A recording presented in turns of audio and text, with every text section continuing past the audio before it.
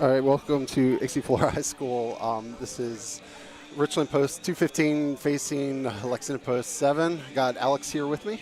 It's a beautiful, beautiful day to start the senior go-around here at the American Legion League. Yeah, this should be a really good one. Both of these teams are kind of stacked with talent. So hopefully the play will show that. We're gonna mute while they play the music. I do have a camera set up in the outfield. Hopefully it doesn't fall off the fence. That would suck. But I'm gonna be switching back and forth to that, and that's why things will get. Well, that's what you'll be seeing, and I'll be adjusting that as we go. But we'll be right back.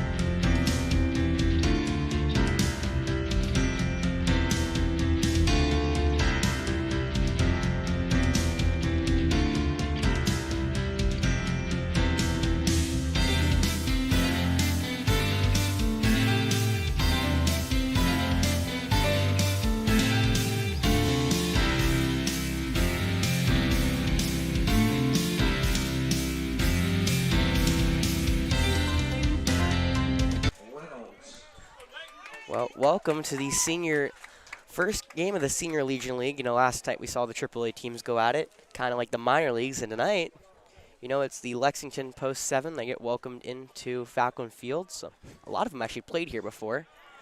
And familiar face on the bump if you're a Falcon fan, Charles Flake. Getting into today's game with a strike. He will go against Nathan Reynolds, the player for Coker University. So, last night we kind of touched on a lot of players for both sides are going to be in high school, It's a kind of a view into the future. This is not the case this tonight. Most of these players that are playing, if not all of them, are going off to college somewhere and playing ball. And that's no different than our lineup as well as the Lexington 7 lineup tonight. Charles, one of the only players on our lineup, I don't think it's committed anywhere yet. So he's looking to try to make that impression this summer and maybe get like a walk-on somewhere this year and or next year. Flake is behind the Coker outfielder 2-0 right now. or 2-1 as he throws one in the dirt. And now it's 3-1. Another familiar face behind the dish in the battery. It's McLean Arnett, former Falcon, who's now back for the senior team 215. But Nathan, no slouch behind the plate again, playing for Coker. He's going to be very dangerous with the at-bat. And then another player, Weston Grant, on deck, who another dangerous player for the Lexington, who we've already seen this year, as Nathan Reynolds goes down swinging, it looks like. And that's the first out of the game. Charles, welcome back to Falcon Field. Batting second, the third baseman, number 10. And now it's going to be Weston Grant, who if you watched all the way back in March, you've seen he was part of that stacked River Bluff team that won the 5A state championship this year. He getting the nod at third today for Lexington, and he's the only one of those three that were committed that are on that team.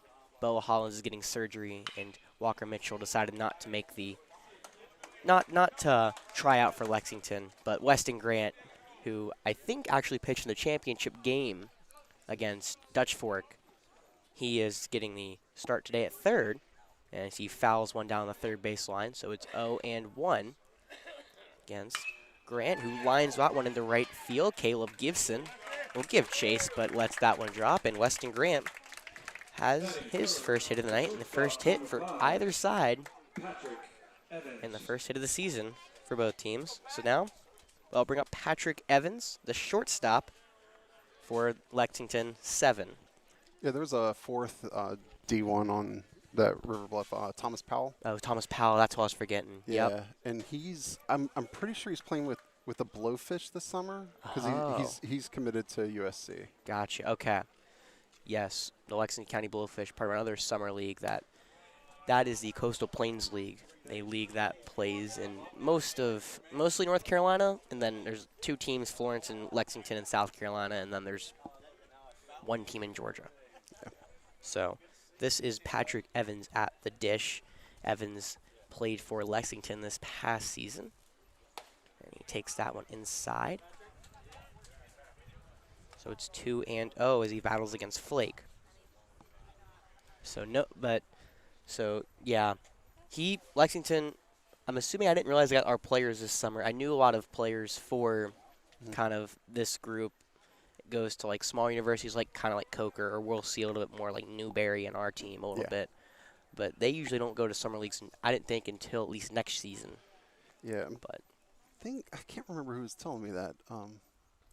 He's pretty sure he said Thomas Powell was going to Blowfish. But that's impressive that Powell is already playing on a summer league team that is kind of made for kind of professional, like college athletes to get looked at more and kind of more exposure. Yeah. No, Xander Buchan, who played catcher for AC Flora, and he also played on this American Legion team, the 215 last year.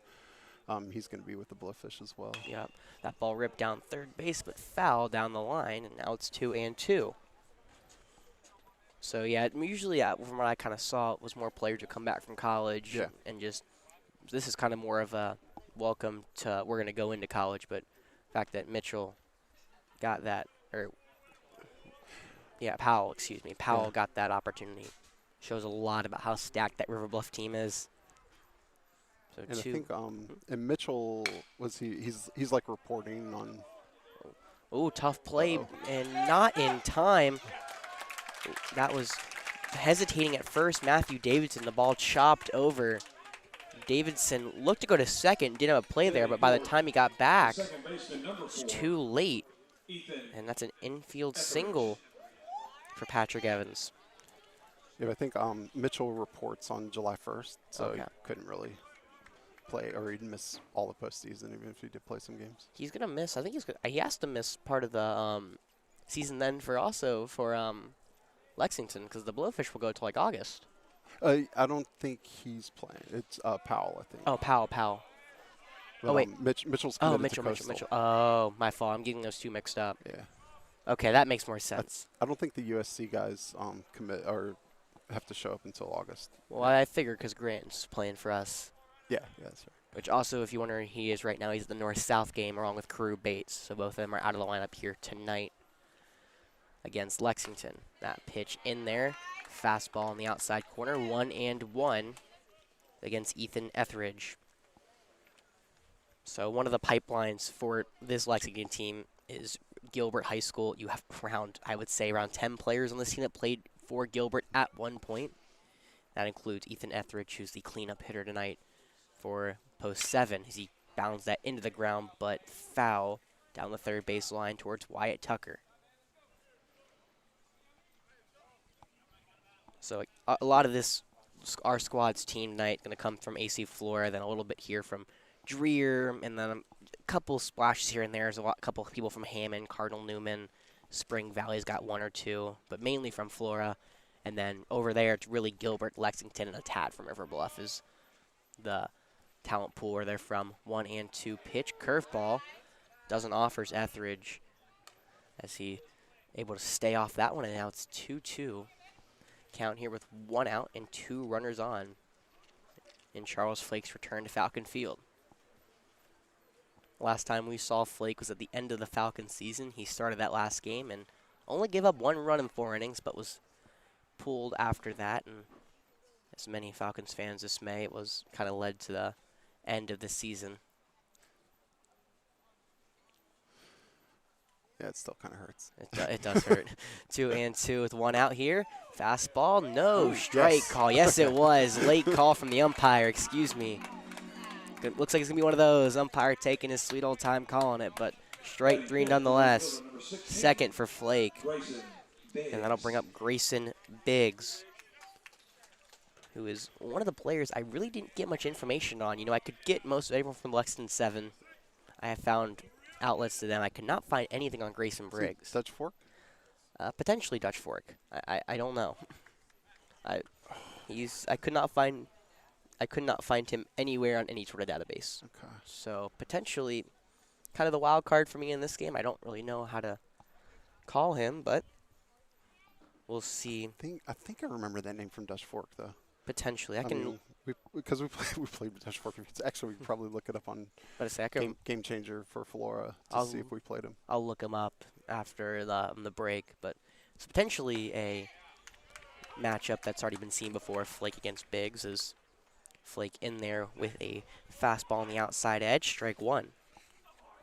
Yeah, Flake looked really good last year for Legion, and then he had like a blister on his finger leading up to the championship series at Segra and couldn't pitch then, which is a shame. Because he was that kind of difference maker. Right now he's ahead 0-2 after 2 straight fastballs to Biggs. Excuse me. There's 2 outs here in the first inning. Biggs trying to push that first run across as outfield is shifting. Right center, right fielder not playing close to the line at all. Any ball down the left field line. That would be the left field line. Would get down. Probably maybe score 2, but that curveball from Flake doesn't make Biggs bite, and it's 1-2.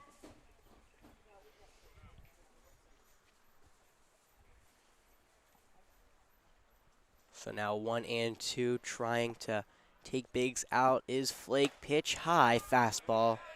2-2 with 2 outs here in the top of the first. On deck for the post 7 is going to be Gavin Creed.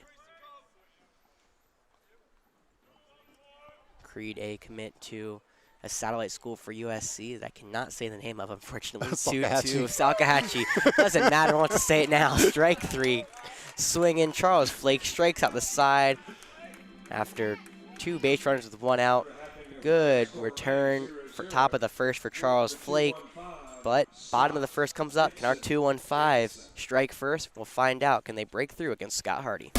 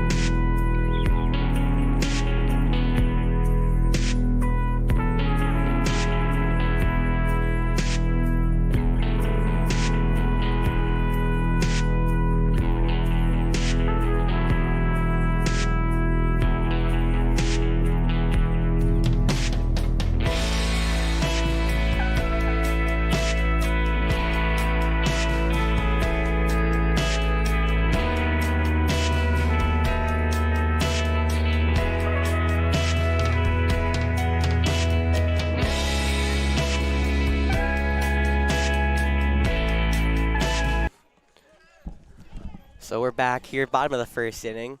A little late here, but Julian Scott leads it off for the 2-1-5 here tonight. And he's going against Scott Hardy, who beautifully paints that first pitch curveball in there for strike one.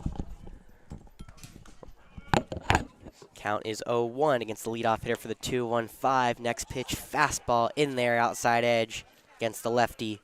0-2 against Scott. Julian Scott played Irmo last season, and now he's on Spartanburg Methodist, but he goes down swinging in 3 pitches. Not the way he wanted to start the night off, as Scott Hardy welcomes him to the game with 3 pitches, 1 strikeout. And now be Caleb Gibson. So, Gibson, a little different here for Flora, and odd names here for Flora fans you don't hear a lot. That one includes Gibson. Gibson is a Dreer player. He's going to Spartanburg Methodist next year. And he hit .273 last year. No slouch at the plate for our right fielder. But Scott Hardy wasting no time attacking these hitters early. That was the first ball he's thrown. It's an outside changeup. Doesn't find the zone. Count evens at 1 apiece. Hardy, another one of those Gilbert players. He's been going at our hitters in the first 5 pitches. However, he's missed twice in a row as a low fastball doesn't find the zone. Putting that count to 2-1. Also, during the half inning, me and Jeff realized that Grayson Biggs, he played at River Bluff 2 seasons ago. Now he's attending University of South Carolina, not playing baseball though. So that's what Biggs is. That's where their right fielder is from or doing at the moment. You saw Hardy now follow that 2-1 up with a fastball. Now it's 2-2 against Gibson, looking for the payoff pitch. High inside, ball 3, filling that count up against Gibson. So after Gibson on deck is Matthew Davidson, the Newberry baseball player. But right now, Hardy only cares about Gibson going. And that ball's going to be lifted down the left field line. Base hit. Fair ball. Brunson Price giving chase. Gibson's going to go into second, standing with a 1-out double. And that's how he begins his summer against Scott Hardy. So that will bring up Matthew Davidson, the Newberry baseball player. However, he didn't play this year after blowing his knee out senior year for Richland Northeast about 2 years ago. Now he's stepping back in the box, though. See that brace on his right knee. Looking to get back into the groove of things against Hardy. And that first RBI of the summer, standing on second base in Caleb Gibson. First pitch coming to Davidson, and Davidson welcomes Hardy with a hard cut, but fouling it off the end of the bat. Moving that count to 0-1. So Davidson been recovering that knee all season for Newberry. Now he's finally getting his opportunity to step back in the box after rehabbing for almost a year. Hardy, though, trying to push on, make that homecoming not as smooth for Davidson as he swings through another off speed. Looked like a changeup. Now count going to 0-2 against the 2-1-5-3 hole.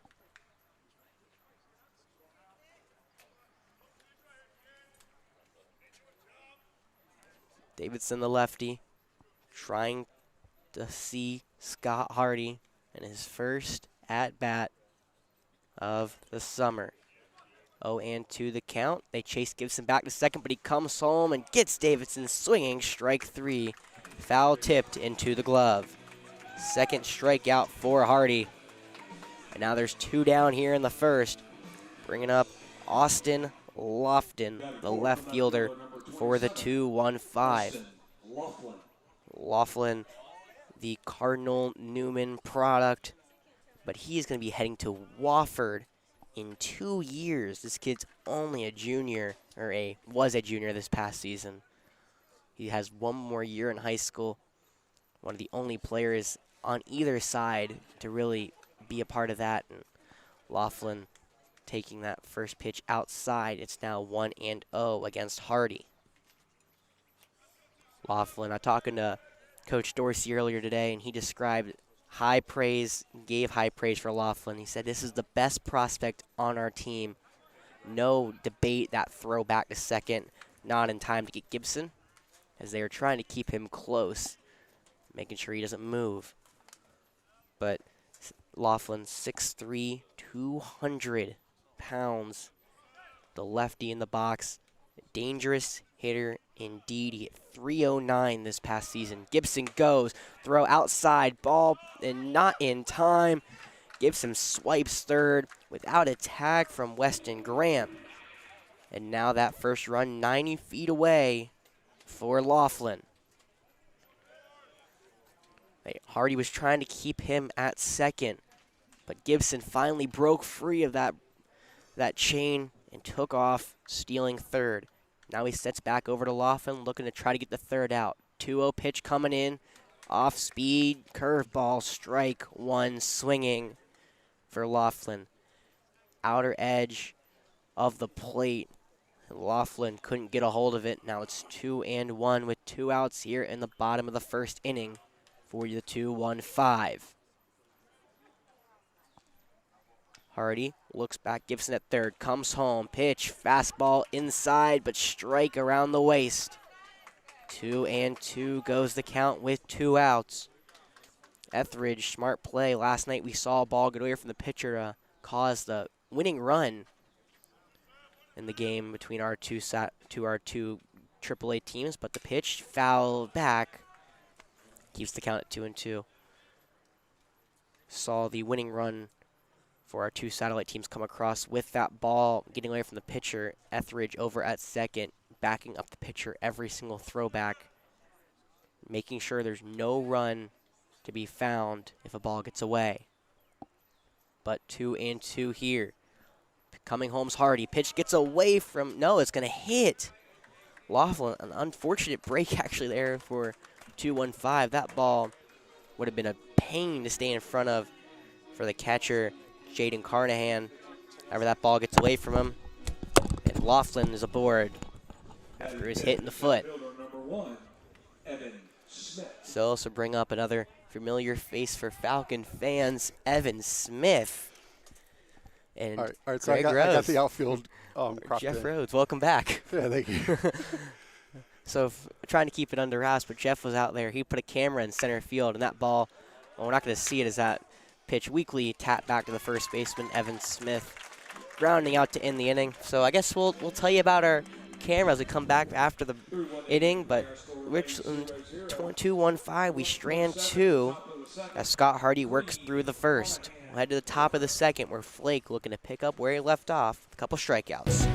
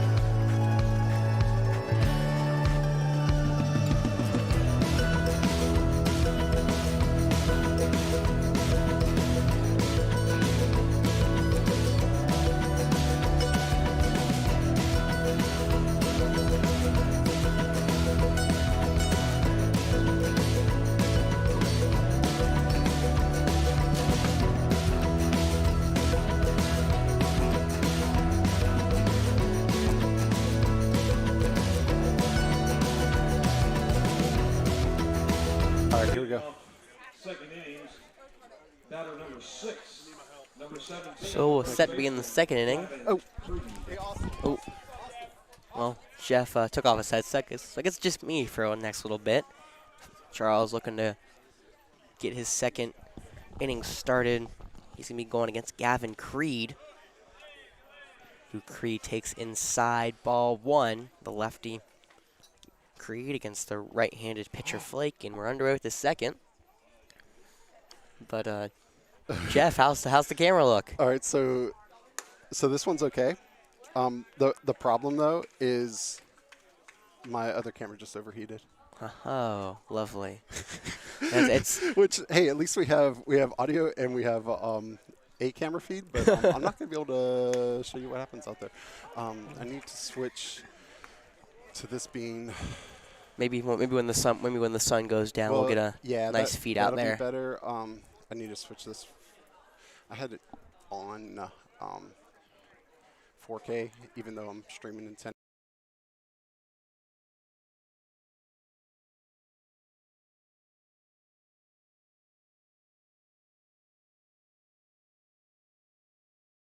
Ball. He's going against Creed, the first baseman for Lexington post 7. Now the pitch, hard ball on the ground. Scott bobbles it at second, but able to recover and throw Creed out at first. One down on the top of the second inning, excuse me. Batting seventh, the catcher, number 8. So, bringing up the catcher, Jaden Carnahan, the River Bluff product, going to Newberry. Carnahan, the catcher for the post 7. Sure, he's been here many times before in the Forest Acres Classic. Now he's coming back here against a maybe familiar face for him, Charles Flake. Flake has been solid so far tonight, only allowing 1 hit, but he skips that first ball in, and it's 1-0.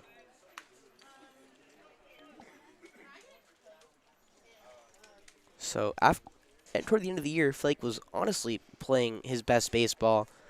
He went 21 innings and 1/3 pitched as he low fastball went inside 2-0. He only gave up 10 runs through the whole year, and only one of those runs was in the postseason, having a phenomenal postseason before the Falcons season got cut short against South Florence, or West Florence, I believe it was, and now in there finds a zone inside fastball, so it's 2-1 with 1 down against the Lexington post 7's catcher. Flake dealing, coming home, low and away, pushing that count to 3-1 now with 1 out, and the path for Carnahan opens up to first. Flake taking his time. Now he's going to kick and deal home. Pitch just outside, ball 4. Crowd wasn't as much of a fan, Batting 8, the designated but hitter, number 1. Carnahan able to get aboard with the walk. And I'll bring up the designated hitter, number 1, Whit Rucker, as there's going to be a pitch runner or a courtesy runner in there for the catcher Carnahan. That brings in Hodges MacArthur, another name we've all heard before. It's because he played on Dutch Fork this year. So MacArthur will go into pitch run at first, for the catcher. And Whit Rucker, big designated hitter in the left-handed batter's box, settles in. And Flake greets him with an outside fastball, 0-1.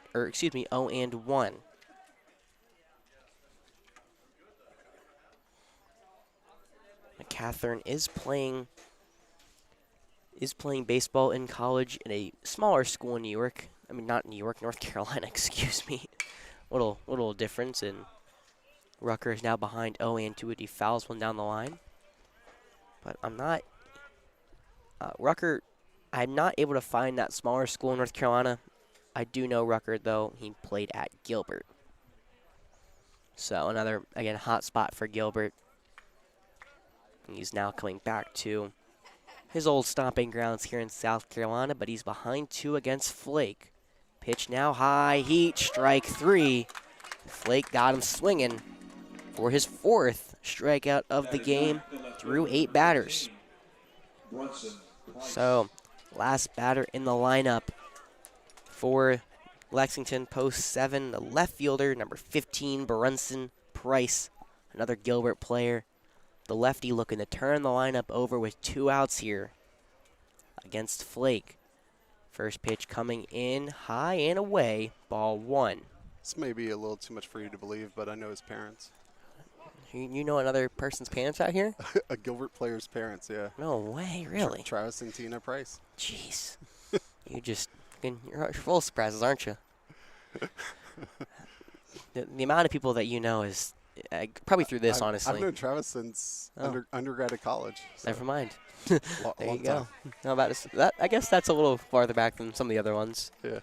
As the Flake finds his own outside edge, so it's 1-1 here against the lefty, Brunson Price. I'm sure we'll see a lot of the 2-1-7 here. Runner at first goes. Swinging strike, the throw down, no throw. McLean Arnett keeps the handle on that one. Doesn't want to throw that one into center. And that's a stolen base. 2 outs, I guess. Yeah, I don't want to just throw that ball around. However, that moves a runner into scoring position. Any ball hit to the outfield may score McCathern over at second. But right now, Flake all he has to worry about is the batter. 1-2 coming home, high outside. Ball 2, even in the count up with 2 outs here in the top of the second. Flake, it's either been pretty much for him punch out or hit. 4 strikeouts through the first 8 batters. Looking for number 5 here in the first 2 innings. Would be impressive feat here for Flake. Coming home, pitch. Out and away, runner breaks for third, and he's going to get there as that ball gets away from Arnett. So now that first run moves 90 feet away over to third.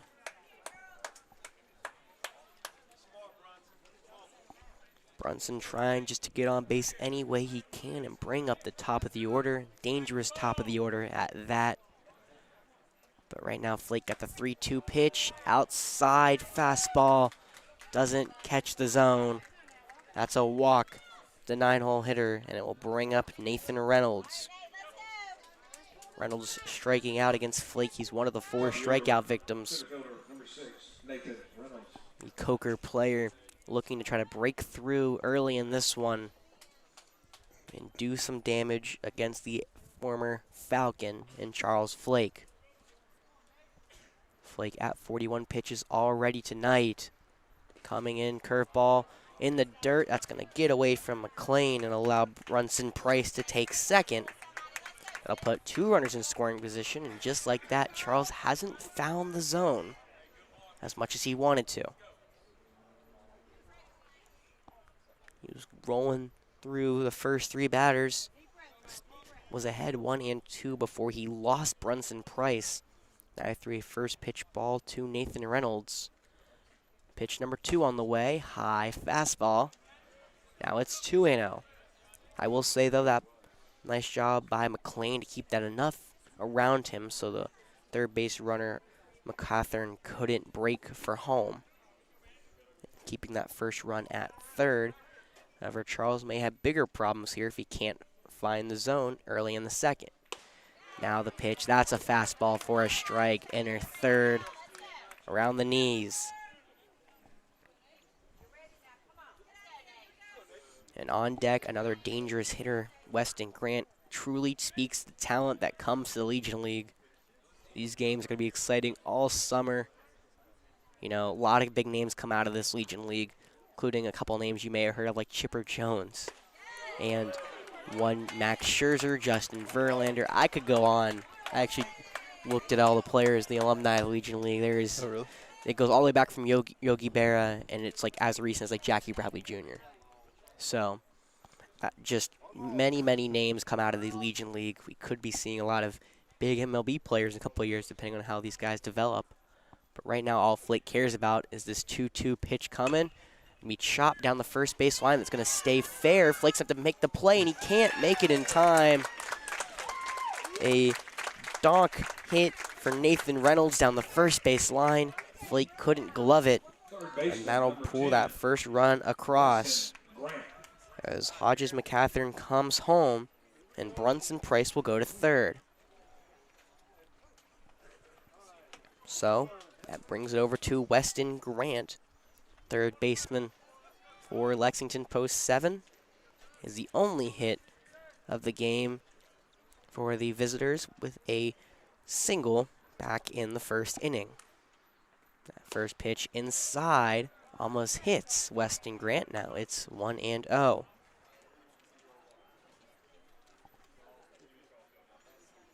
So Reynolds was able to beat that ball into the ground, and somehow, some way, it stayed fair. Flake had to make the play and couldn't make it. Now he goes, but that ball is skied over the backstop.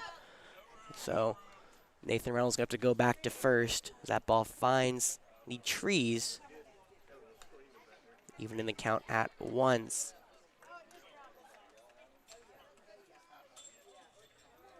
And now McLean Arnett comes out delivering a sign, trying to let the defense know what we're going to do if that runner, Nathan Reynolds at first, breaks for second. Obviously does not want to allow this second run to come in from third. So 1-1 the count, though, 2 outs. Flake trying to skirt out of danger. Reynolds breaks, pitch inside, but a strike call on Weston Grant. No throw from McLean as he couldn't find the handle. And Nathan Reynolds swipes second with 2 outs. The count goes to 1-2 against the 2-hole hitter for Lexington.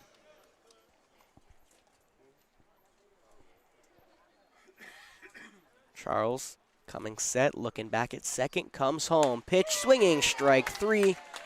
Flake strands 2. Went off of a bloop. When I mean bloop single down the first base line.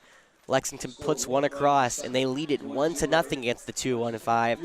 We'll see how our bottom half of our order can respond when we come.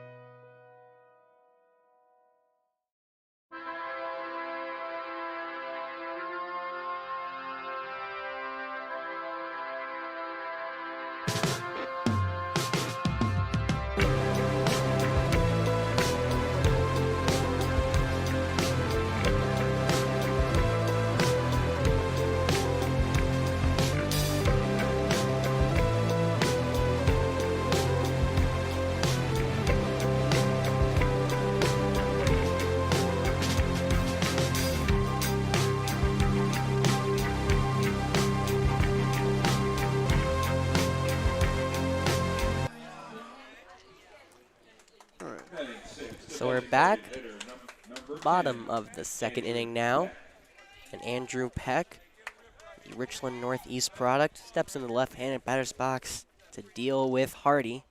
Hardy quickly working, and that pitch can be galloped into center, but right at Nathan Reynolds. He steps back, but then comes in and makes the play.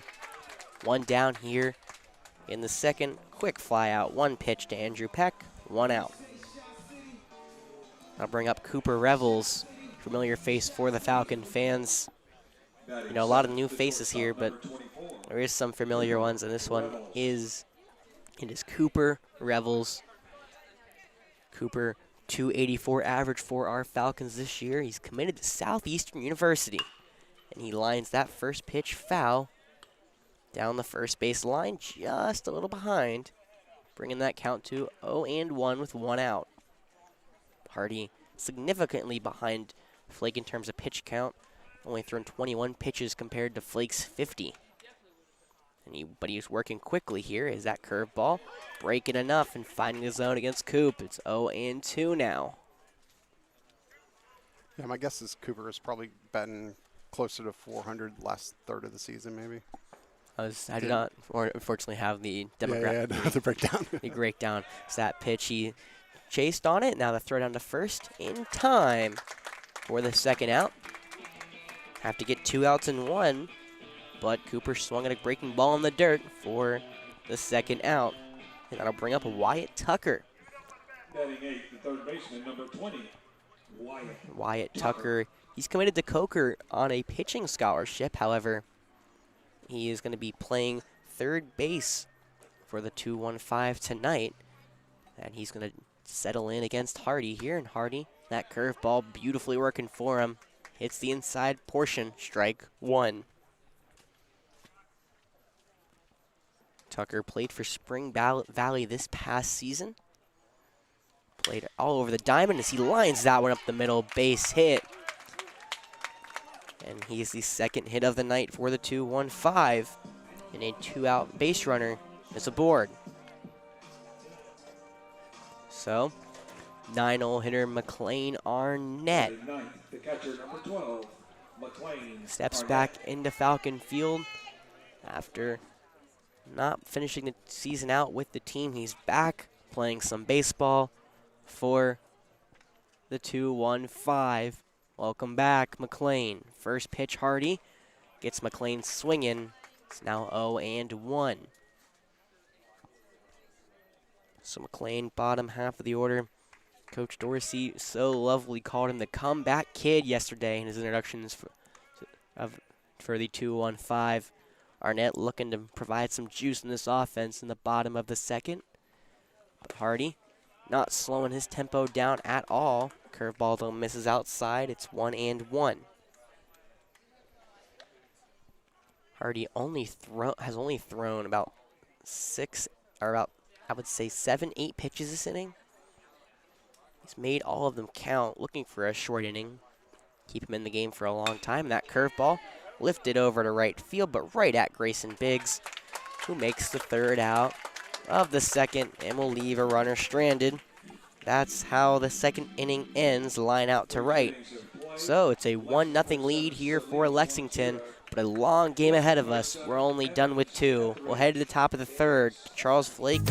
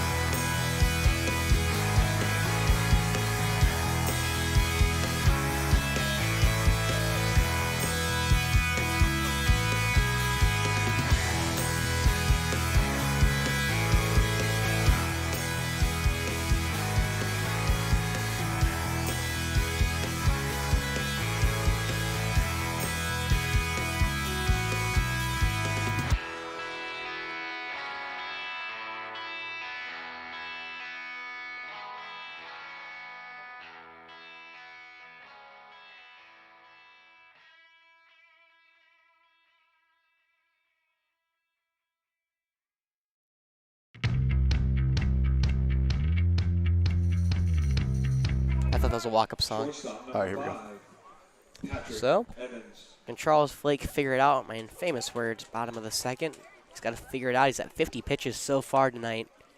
Needs a quick inning here against the post 7 for Lexington. Starting it off is Patrick Evans. That first pitch muscled out to right field, taking Gibson back, but not enough to make any sort of threat, and that's going to be the first out So just like Scott Hardy last inning, Charles Flake gets one pitch and one fly out to right. Etheridge. So bringing up Ethan Etheridge. He is one of Charles Flake's 5 strikeout victims. He watched one go by in the first. Trying for different at-bat here. Flake comes home and skips one in almost over the backstop. McLean couldn't get a glove on that one, so it's 1-0 here. You know, with as many pitchers as we have on our roster, I want to see how long Coach Dorsey runs Flake, but obviously a lot of praise for Flake. He's getting the start in game 1, and that ball's chopped back to him. Easy throw over to first for the second out. And there we go. 3 pitches, 1 out here, 2 outs, excuse me, in the third inning. And that'll bring up Grayson Biggs. Doesn't want a quick inning here for post 7. Wants to keep that offense and give Hardy some rest.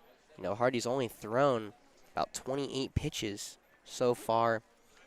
They could use him going far, don't want a short outing from him, especially with a talented roster for both sides.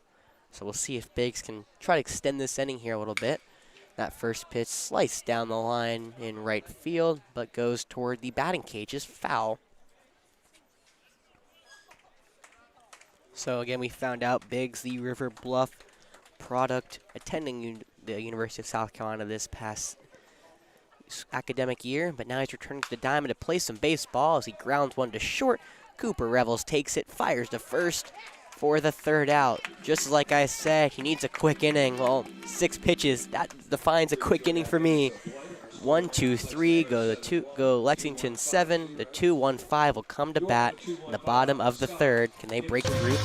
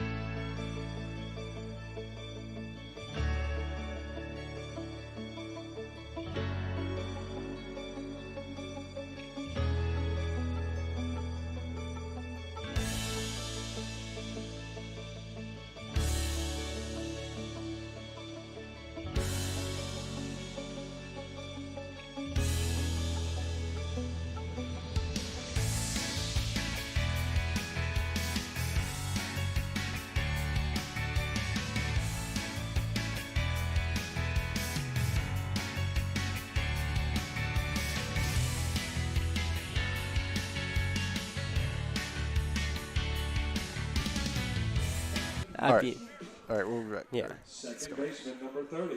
So here we go, bottom of the third inning at Falcon Field.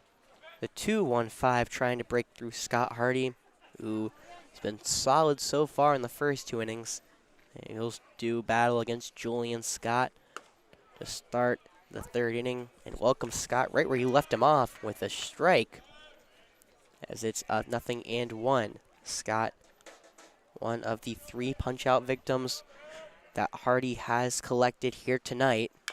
And Julian trying to not be another one, and he fouls that one into the dirt. So it's 0-2 for Julian Scott. Where'd Scott play? He played at Irmo, but he was at Spartanburg Methodist last year where he tore it up, hitting .359 last year. Oh, that's nice. Yeah, he's an outstanding player, both in the field and at the plate, as he watches a pitch go away in the dirt. It's now 1-2 here against Scott. Only 17 strikeouts this past season, but he took one in his first at-bat. 1-2 pitch. Won't take one yet again. It's now low in 2-2 against the leadoff hitter for the 2-1-5. So Hardy trying to work. Finish Scott off. Comes home. Ball chopped over to short. Nice play on the backhand for Evans. Long throw in the dirt, and Julian able to beat that one out. Good backup from Carnahan. But Julian Scott able to break through and get his first hit of the summer. As I believe he would have beat that one out. Yeah, I'm pretty sure he had that. They put an error up on the board, but Yeah. I think he had that. I think he had that. It was. I'm gonna in my scorebook. I'll give him a single. Obviously, scorecard they don't give him a single. Either way, that brings up one of the players who has one of the 2 hits, and Caleb Gibson. Gibson smoked a double down the left field line last at bat, back in the first, but he was left stranded at third. The 2-1-5 trying to change that here as Gibson watches one low and away, ball 1. Do you have what he ended up batting at Dreer last year or this past season? Yes, Julian Scott, or not Caleb Gibson. Yeah, I don't know why I said Julian Scott. Caleb Gibson hit 273 this past season. That ball to first, going to second for one. Nice play by Evans, able to glove that one and get Julian Scott. That throw from first, Gavin Creed, brought Evans off the bag, but it did enough to get the lead runner. So Caleb Gibson will replace him at first, and now Matthew Davidson will place Gibson at second. So yeah, Gibson hit 273 last year at Dreer with 8 RBIs. And now Davidson for his second at-bat, one of the 3 strikeout victims tonight. Again, right where he left off, swinging strike. 0-1 with 1 out here in the bottom of the third. Gibson has speed. We saw him swipe a bag last time he was on the base pass in the first inning. See if he can do the same thing here. Looks to be a no lead to steal, though, and that pitch will come home inside. Ball 1 against Davidson. I coached Matthew along with Grant in church basketball one season. Of course you did. Yep. His success is now claimed by you. Yeah, for sure. Fair enough. So 1-1 here with 1 out. Going is Gibson. Pitch low, no throw from Carnahan as Gibson swipes his second bag of the night. And he's now in scoring position. The count is 2-1. That pitch was low and away against Davidson. And now Davidson looking to bounce back from that knee injury with a single here and tie that game up with that runner at second. Gibson looking back is Scott Hardy. No throw, though. There is no cover from either short or second. Now we see the shortstop, Evans, standing behind Gibson. Gibson takes a lead, doesn't go, and a swinging strike again from Davidson, evening that count at 2s. Lexington took the early advantage back in the top of the second. They lead at 1-0 here, trying to add on to try to come back, not add on. 2-1-5. Lexington would love to add on to that lead, but right now they need to focus and try to get this out at the plate. Not an easy task, though, and Davidson, as he gets on one, and that ball goes to the backstop. Count stays at 2s. Hardy having to work a little more this inning. He's only at 28 pitches coming in, already at 12 with only 1 out. So he's almost kind of matched his first 2 innings in the first 3 batters, first 1 out so far in the third. And now he's keeping it close on Gibson, but comes home, and that ball crushed into center, but right at Reynolds. He'll come in, he'll make that play. Gibson tags, throw comes in. It's a dart to third, not in, couldn't get the handle as Weston Grant, and Gibson able to take third. That was a beautiful throw by Nathan Reynolds from center, but Weston Grant couldn't find the glove, and that will get by him and allow Gibson to get into third safely. However, now there's 2 down for Austin Laughlin. Laughlin, the left fielder, He was hit by a pitch in his last at-bat. That's how he reached first. This time he slaps one over to second. Tough hop for Etheridge. He recovers and makes the play at first, getting Laughlin by a step, leaving Gibson stranded at third again. The 2-1-5 are threatening, but they cannot put one across. Lexington contains the threat and leads it 1-0. We'll go to the 4th inning and see if Charles Flake can continue that hot streak.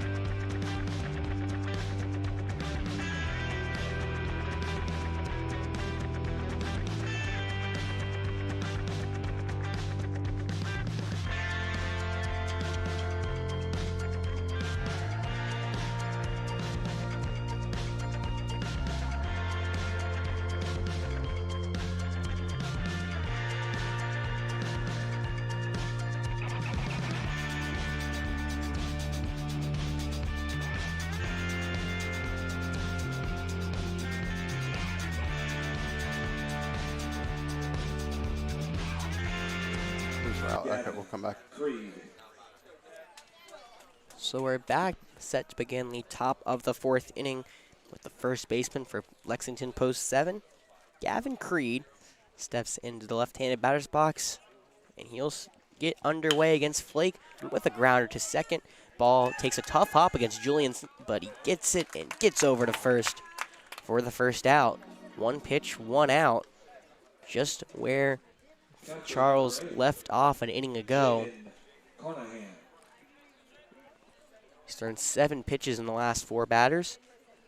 Carnahan, the catcher for Lexington Post 7, will receive the 8th one.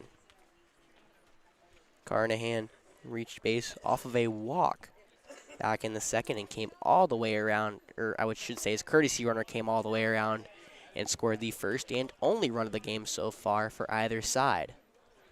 Carnahan, though, swinging through an off-speed pitch. It's 0-1 with 1 out. In the 4th, second pitch off-speed, weakly grounded back to Charles on the mound. Going to come off and flip it over to first for the second out. So, 9 pitches through 5 batters and 5 outs. Charles Flake, after hitting 50 pitches in the first 2 innings, now found his stride, it seems. 6 straight outs, dating back to the second inning where he struck out Weston Grant. Now he's trying to do the same to Whit Rucker. First pitch against him, fouled back to the net, but more exactly a pole right behind the net. Putting that count at 0-1. Rucker did strike out in his only plate appearance tonight. Trying to change that here against Flake. 0-1 pitch coming home. Shows bunt, pulls it back, and that one's going to be high and away. Putting that count at 1-1 here.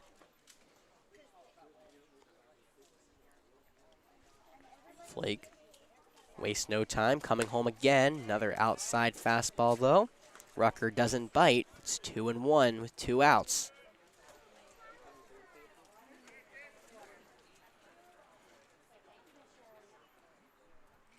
Now, pitch again, outside again. And now, just like that, after Flake was rolling, he's now lost the strike zone a little outside. That's where his last 3 pitches have been. And Rucker is ahead 3-1.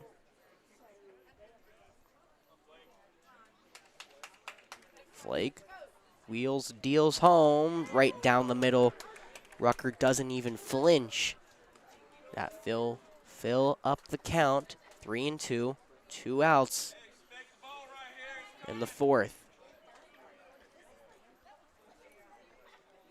Flake winding, coming home. Ball's gonna be slapped on the ground towards Flake. Gonna be a tough play. Bare hands it over to first. Got him. Charles Flake. 50 pitches through 2 innings. The last 2 innings, he's thrown 14. And he goes 6 up, 6 down to put Lexington 7 a little down. But the 2-1-5 still trail at 1-0. We'll see if they can finally start to show cracks in Scott.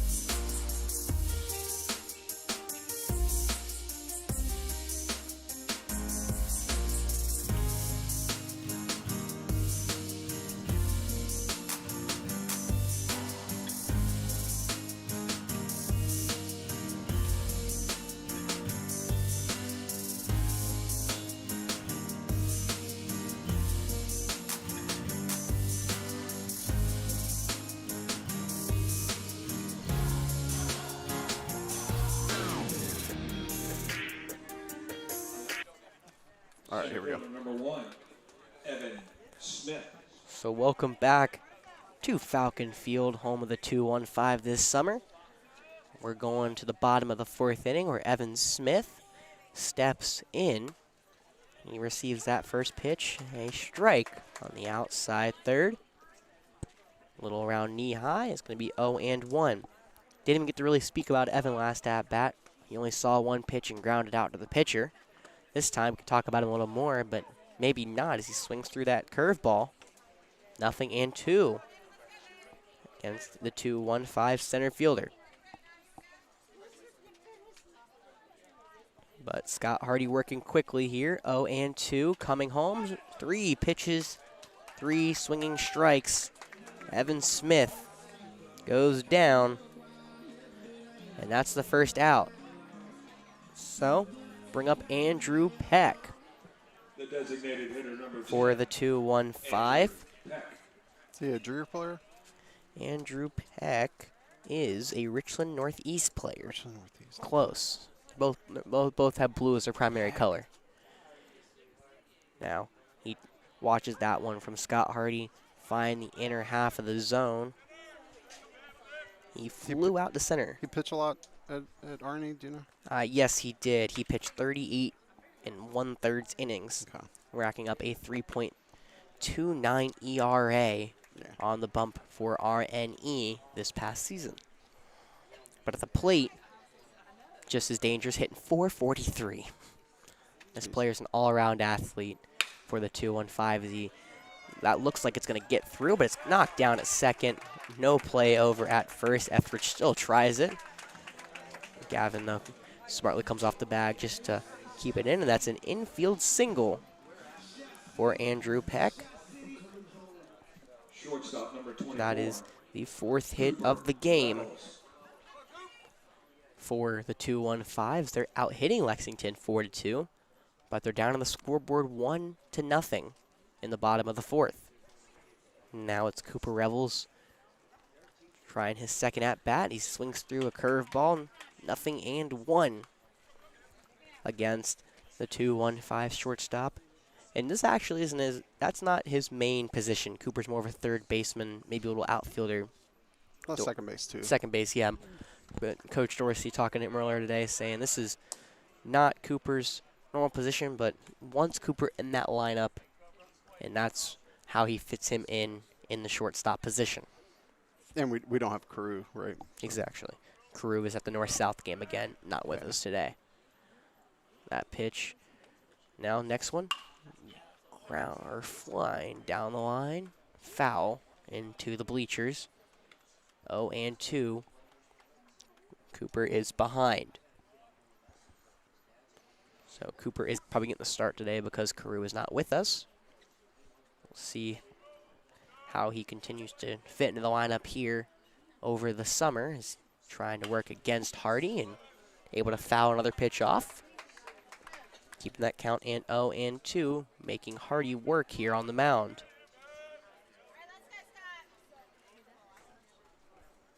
Scott Hardy rolling early, but he's been in trouble every single inning. He has another base runner here. Worked around it beautifully, and that throw back to first. Good pickoff move. Not good enough to get Andrew Peck over at first, though.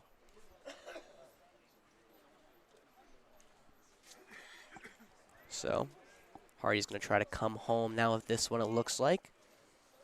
Peck over at first. Doesn't go. Pitch home. Curveball on the ground. Up the middle. Base hit.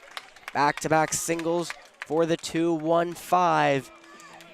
Trying to get something going here in the fourth inning. Where did the second come from? Second hit. There we go. So, By the way, did you say who the batting oh my goodness, I can't even remember what the position is. The bat boy. The bat boy. I did not say the bat boy was. It's like the batting man. Yeah, the bat boy is Austin Scott's youngest son, Hugh. Well, Hugh's doing a phenomenal job so far tonight. Scott Hardy is trying to find it against Wyatt Tucker. He does not. Low pitch fastball. 1-0 against the third baseman for the 2-1-5. Wyatt Tucker, Spring Valley player, another player that Coach Dorsey wanted in the lineup tonight. He's a pitcher for Coker. Well, will be next year, but right now he's trying to do some damage at the plate. He does have a single as of the second inning. He's 1 for 1, trying to be 2 for 2 and push a runner across. But the count is 1-1 right now against him with 1 out. Hardy has to step up and keep Peck close at second, not wanting him to go any farther than that.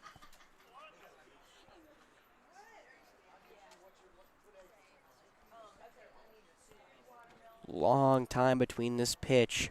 Hardy looking over at second, but he'll come home with it. Curveball fouled into the bleachers.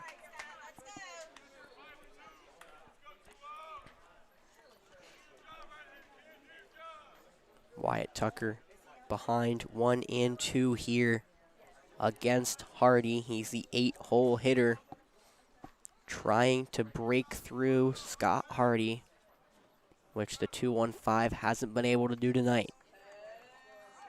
Coming over to cover second is Etheridge, and Hardy will step off the mound and keep Andrew close. He's had a keen eye on Andrew since he got on earlier this inning, and now he comes home. Ball swiped into left center. Price goes over and will find room to make the catch for the second out. A hard liner, but Brunson Price makes the play for the second out. Bring up the 9-hole hitter, McLean Arnett. There's 2 outs here. Arnett back at Falcon Field would love to come back and make an impact in his first game for the 2-1-5. Put that first run across, and the defense heavily shifting him as the second baseman Etheridge playing pretty much up the middle. Comes home is Hardy. Curveball, lower portion of the zone. Strike 1 looking for McLean. McLean lined out to right field to end the second in his only plate appearance so far. And he's being heavily shifted now. First baseman not even holding on. Runner. And that ball's going to be wildly fouled back into the top of the net. And it's 0-2 for the 2-1-5's catcher. Over at first, Cooper Revels is getting a massive lead over there. Makes you wonder if a ball found a gap, how far could he go? But it may not matter if Hardy can put one more strike across. Now the cover at second, throw back, not in time. Andrew Peck gets his hand in. It was a late break from Etheridge, trying to get Peck out on the throwback at second. However, Peck saw it coming, able to swipe his hand back in. And the count is 0-2. Coming home, hard on the ground, Weston Grant, beautiful pick over at third. And he's able to survive and get the third out. So, for the third time tonight, the 2-1-5 leave two stranded. They trail 1-0. Charles Flake back on the ball.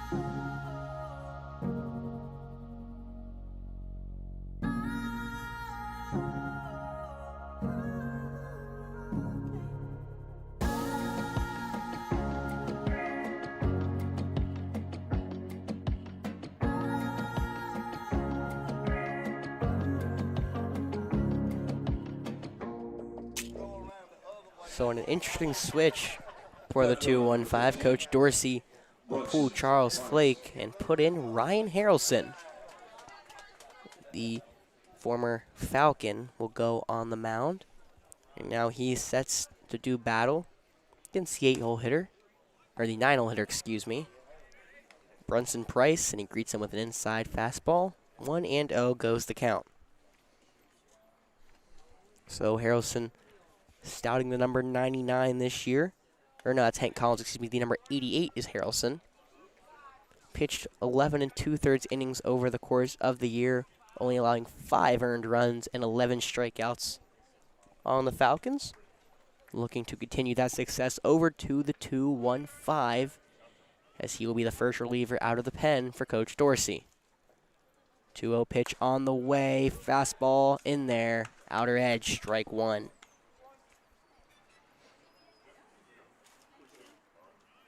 Now that I have an outfield camera, I need to do the fake strike zone like they have in real baseball. That's exactly what you should do. I agree. That'd be kind of amazing. I agree. Yes, but yes, that would make my life honestly our life a lot easier. Yeah. 3-1 the count against Price. Harrelson though finds it. Price ready to throw the bat. Umpire said not so fast. Filling that count up 3-2 here against Price. Harrelson looking to punch him out. Low and away though, ball 4. Leadoff walk for Brunson Price. Second walk of his night. Now top of the order is going to be up for the Lexington post 7. Now we'll bring up Nathan Reynolds. Reynolds hasn't appeared since the second inning where he singled and was stranded on second. In his only other plate appearance, he struck out. So Harrelson comes in, pitch bunting, but hitting him on after it was laid down, so it will go foul.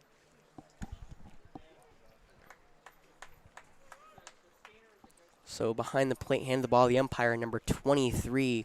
That's a big missing piece for the 2-1-5. Cannon Dorsey, the Anderson baseball player. He's out till middle of June with elbow surgery. Looking forward to getting him back in just a couple weeks. Harrelson, now another pitch, another bunt attempt for Reynolds. Couldn't get it down. And now it's 0-2 against the leadoff hitter.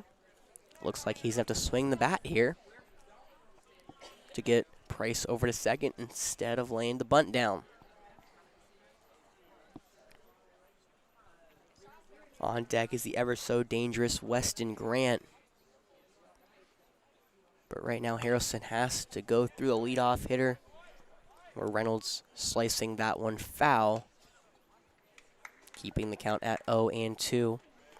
Been a pitcher's duel so far between Flake and Scott Hardy. Both only one run allowed between the two. Harrelson looking to pick up where Flake left off, but he has a runner at first. Pitch carved into right field. Bloop hit going over is going to be Julian Scott. Diving play. Made the catch before it hit the ground. What a play. That's what you're going to see all summer from the 2-1-5. Julian Scott coming all the way from his normal position at second to the line. Full extension, diving on the line to make the play. First out of the inning. Harrelson needs to give him a tip of the cap. I'm not sure if he did, but that is a big first out, as that was going to probably get down in fair territory. What a play. Yeah, thankfully I did get that in camera. Kind of worried I had to rewatch the replay. So now that brings up Weston Grant, who swings through a first pitch change up, 0-1 against the third baseman. I need to apologize to Cannon Dorsey too, because when he was like 9 or 10, I was like the official behind the pitcher for a scrimmage between my son's team and his team, and Ooh, pitch, snap back throw to first, not in time. Good throw from McLean, unable though to get Price. and I kind of struggle with telling whether a ball is high enough to be a strike, and Okay. I struck him out on like 3 pitches that were like 6 inches off the ground. I'm sure he hasn't forgotten you. Yeah, no, it's No. probably what motivates him. 100%. That's why he's at Anderson now. Yeah. The 1-1 taken to short, going to second for once. Julian eats it. Weston Grant will trade places with Brunson Price for the second out.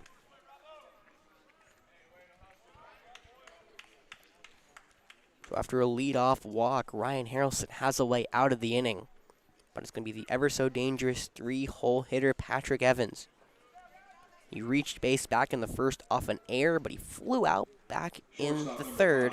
Patrick Evans. The Lexington player trying to get on base and extend this lead here. That first pitch over to the hole. Play not good made by the third baseman, Wyatt Tucker. And Cooper Rebels off the backup will have to keep it in his glove. It would have been a tough play for Wyatt to make over at third. Ethan Etheridge. They're going to rule that as an error in the game. So now there's 2 on, 2 out here in the top of the 5th for Ethan Etheridge. Etheridge hasn't able to find success tonight, but that was against Charles Flake. He's 0 for 2 so far. We'll see if that changes against Harrelson, and we'll see if Harrelson can bounce back here and limit damage. First pitch, slider, doesn't break enough. A little too high. It's 1-0 with 2 outs.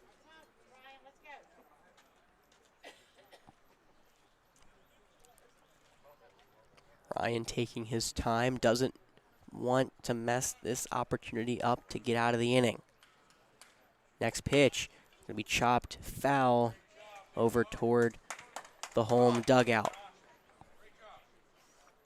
This is the danger zone for Ryan Harrelson, the heart of the order for Lexington Post 7.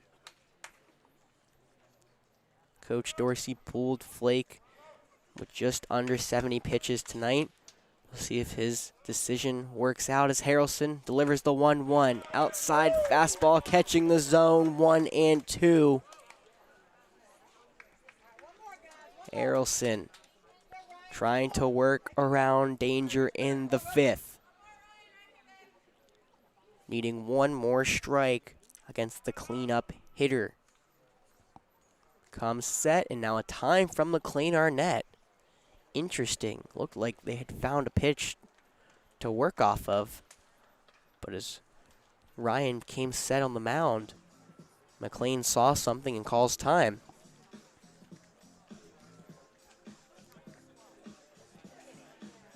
Looked to be just a quick mound visit.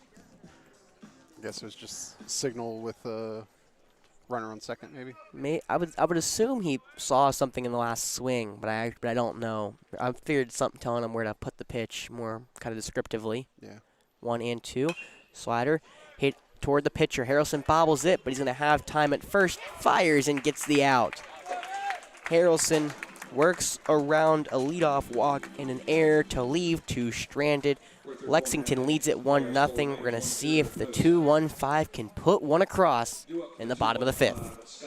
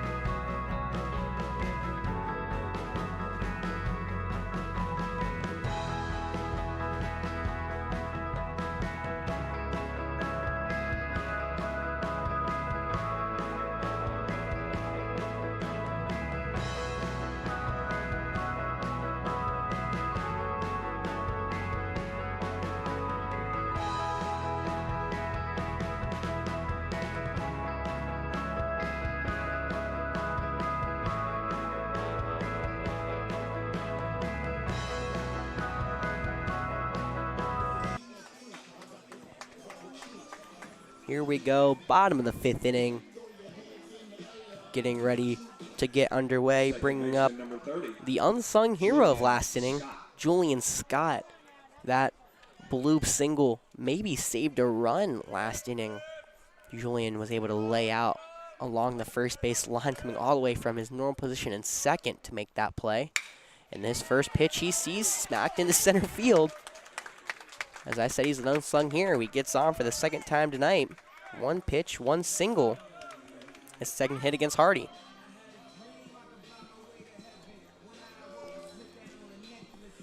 There's Hugh Scott. Oh, there's little Hugh Scott doing a phenomenal job being the bat boy. And now Caleb Gibson. He's reached base both times. Once off of a double in the first, and then off a fielder's choice back in the third. He's a danger on the base path. Already swiped 2 bags today. Looking for his second hit of the night, fouling one back. 0-1. So after Coach Dorsey pulled his starter in the beginning of the 5th, we'll see how long they let Scott Hardy run. Hardy is at 62 pitches so far tonight. Now back throw back to first. Doesn't get Scott. Scott able to dive back in safely over at first.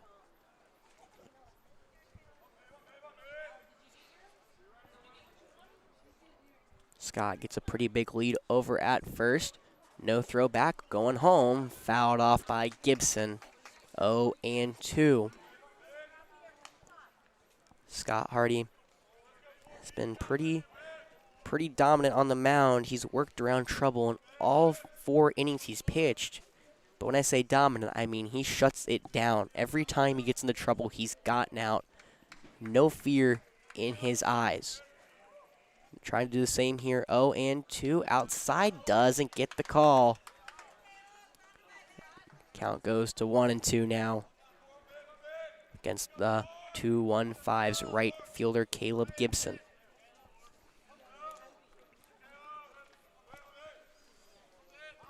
Gibson now waiting on the pitch. Takes it foul into the screen. 1-2 again for Gibson. Between Scott at second and Gibson right field, they can cover a ton of territory. Yeah, they are 2 guys who are going to be wondrous over on that right half of the field for y'all this summer. Going to be a lot of fun watching both of them. Pitch now 1-2 in the dirt. Breaking ball. Carnahan stays in front of it, though, keeping Julian Scott at first. But the count will go to 2-2. Gibson, a master at getting on base. Gets on base 49% of the time of his at-bats. Absolutely insane. But he goes down looking there. Fastball around the knees. Gibson doesn't like the call. But Hardy gets his 5th punch out of the evening.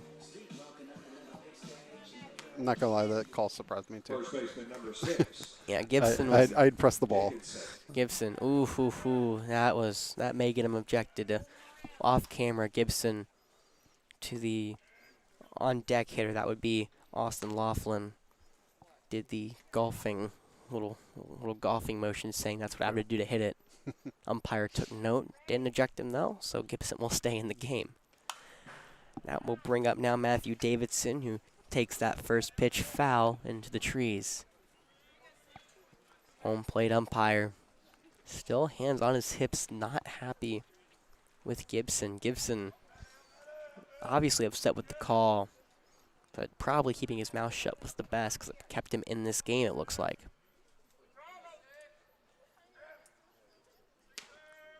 Oh, and 1, the count, 1 out. Runner on first goes, but swinging foul ball. Will put Julian Scott back at first, looking for his first stolen base of the year. Couldn't find it as Davidson got a piece of the ball.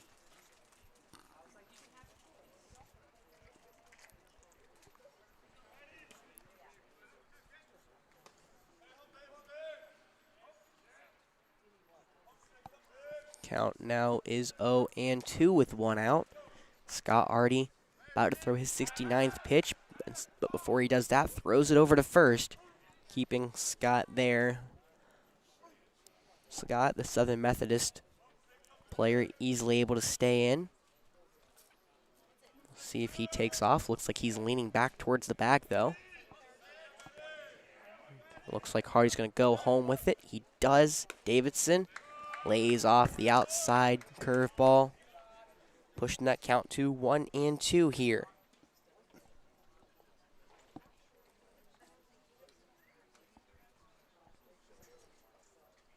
So next on the agenda for the 2-1-5, you got one more game this week. It's the Gold AAA team on Friday, and then tomorrow the senior team will go to Camden to take on their Legion team. Davidson watches a high pitch there, leaving it. The count is now 2-2. So tomorrow's game will not be streamed here. It will be in Camden. They do apparently a phenomenal radio broadcast for their games, but the Friday game will be streamed on Definite Fiction. Yes. So be sure to tune in for that one. Now runner on first goes. 2-2 pitch, lifted into right center. Should have room is Reynolds. Stays under it and makes the play. Julian goes back to first. 2 down in the 5th for the 2-1-5.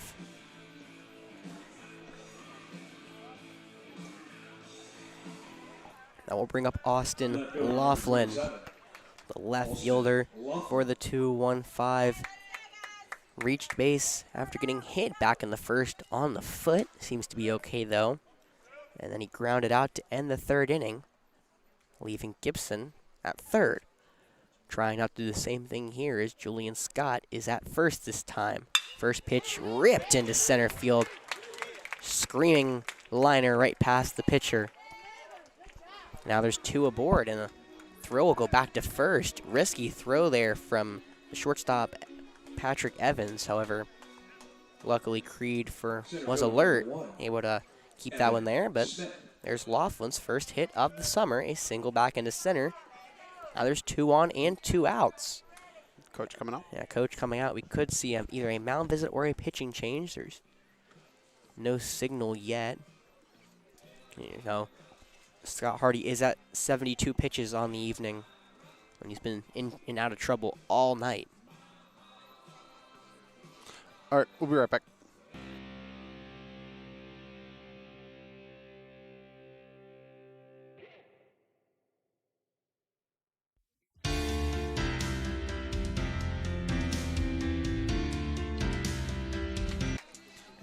So after a quick mound visit, Scott Hardy will stay on the mound and will now go against Evan Smith, who hasn't found any success tonight.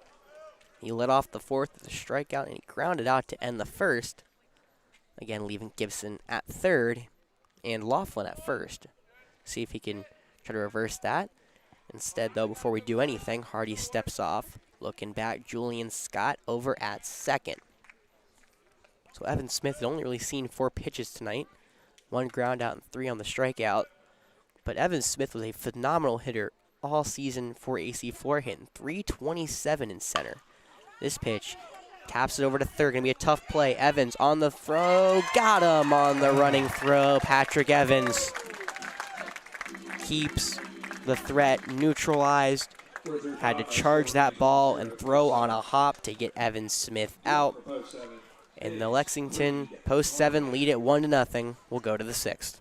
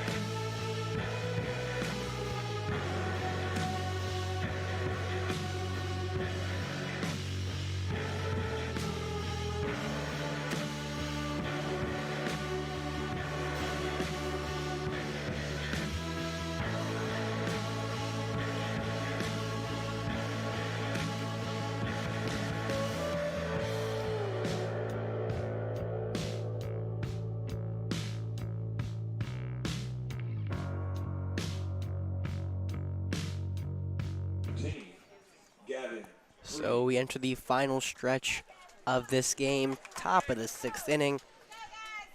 And now looks to be Gavin Creed leading it off for Lexington post 7. He's set to have his first dance with Ryan Harrelson. And Harrelson starts to dance off with an outside fastball. 1-0 it goes.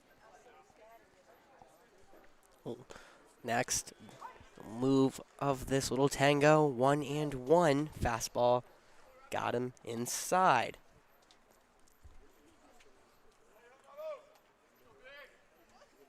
One pitch coming in, got him low around the knees, strike 2.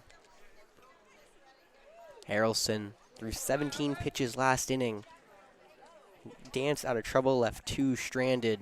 Now he's looking for a second clean inning of work, and he starts it off beautifully, swinging strike 3 against Gavin Creed. Looked like a changeup on the outside portion of the plate. Creed First baseman. Tried to put that one into play, but couldn't. Gavin Creed. Now it will be the catcher, it looks like. Jaden Carnahan. He watches one high and does a little Soto shuffle there.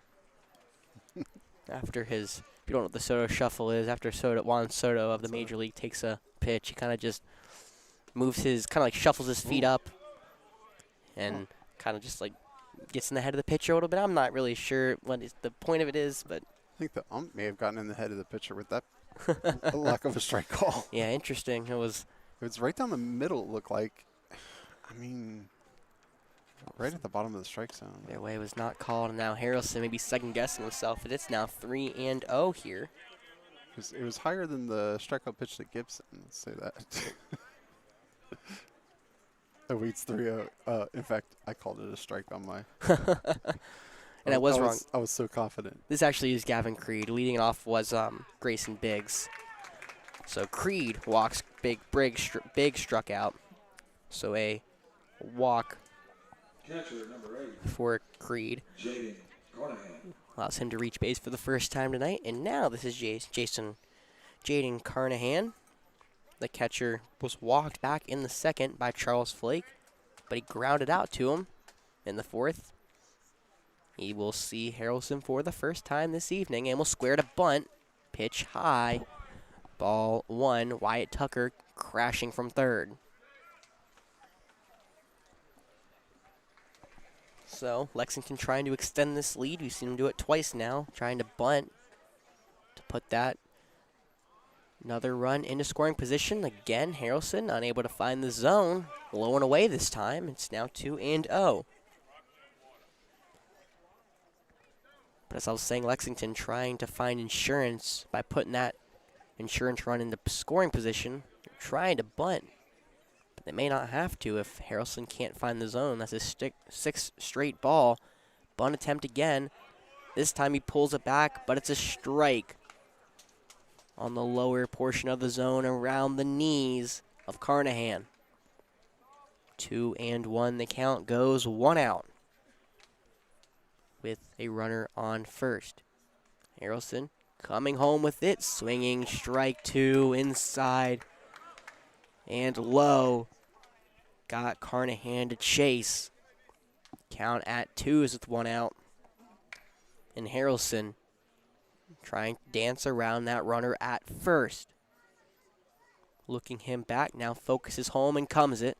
Another swinging strike 3. This time it's Jaden Carnahan. So 2 strikeouts in 3 batters. We'll bring up Whit Rucker, the DH. He's the last batter in the lineup who has not seen Harrelson. We'll see if Coach Dorsey does something with that, if that matters to him at all after this batter. But first, Whit Rucker will get the rock and not swing the bat. 0-1 right down the pipe from Ryan Harrelson. Rucker 0 for 2 tonight with a strikeout and a ground out to second. And now he calls for time as Harrelson, looking steady as always on the mound. Now he's paying close attention to Creed over at first, but he'll come home with it outside. Ball 1. So after Whit Rucker, it's the 9-hole hitter Brunson Price, who's walked twice, and then it's the top of the order. Ryan Harrelson would not want to get to that this inning. 1-1 pitch, swinging strike 2 on the outer third against the lefty.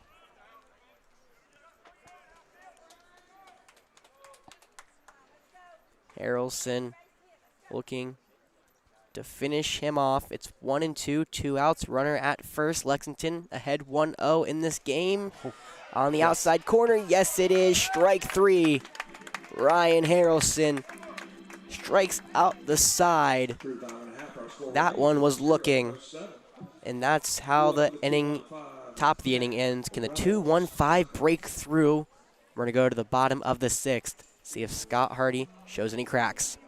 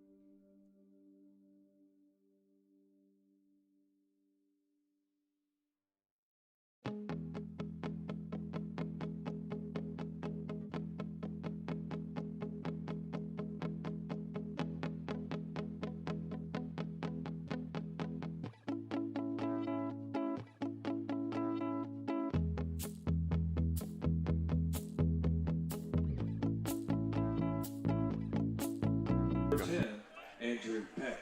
Welcome back to Falcon Field. New pitcher, it's not Scott Hardy. It is Hodges MacArthur, the Gardner Webb commit that played for River Bluff back in the spring. Trying to finish this game up for post 7. They've had the 1-0 lead since the second. The 2-1-5 hasn't broken through. And the DH Andrew Peck has taken 2 low fastballs ahead of MacArthur 2-0. Now a pitch lined into right field, going back. Grayson Briggs over to the line. That ball's going to get down for extra bases. Briggs able to glove it and keep Peck at a double. Important glove there. It looked like he may overran that ball, but he was able to keep it in. But a leadoff double for Andrew Peck against MacArthur in the 2-1-5. They've left 8 people stranded tonight. They need to push one across. They're out hitting Lexington 8-2. But they have yet to put a run across. That's been the whole theme of the first 5.5 innings. The 2-1-5 playing phenomenal baseball in the field. Only 1 run given up by Flake in 2 scoreless innings from Harrelson. But they've been unable to break through at the plate and string hits together with runners in scoring position. We'll see if Cooper Revels can change that. As right now, MacArthur was talking to Carnahan. Cooper got a single up the middle last time? Yes, he is 1 for 2 tonight with a single in the 4th, but he was left at first. One of those runners left stranded of the 8. Now he's going to look to bunt. Beautiful bunt. Back to the pitcher. Only play is to first. And MacArthur will make it, but the tying run will go to third with Andrew Peck. So now Wyatt Tucker gets the opportunity to try to push that first run across.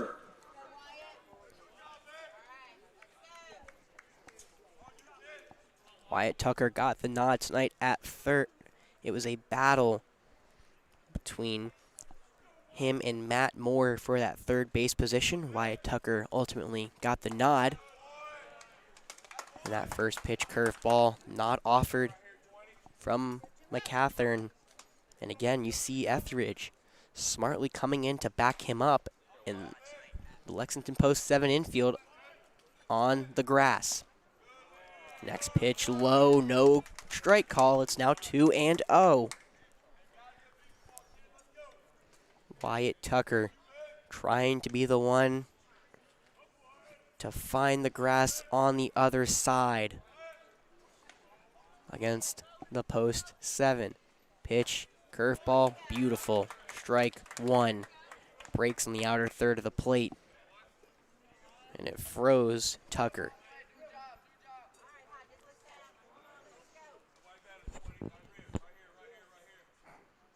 Two, 1 pitch coming home. MacArthur's fouled back.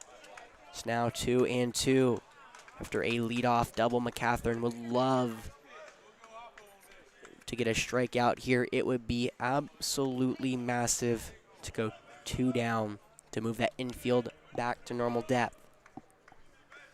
Wyatt Tucker needing to put a ball in play here. The 2-2 pitch, curveball fouled back over the net.